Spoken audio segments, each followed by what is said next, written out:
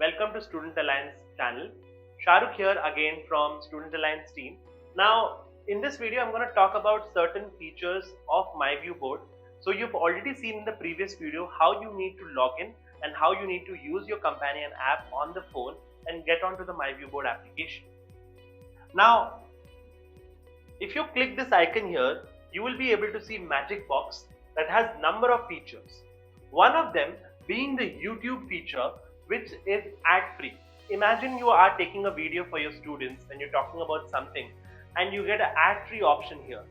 Say that I type glycolysis.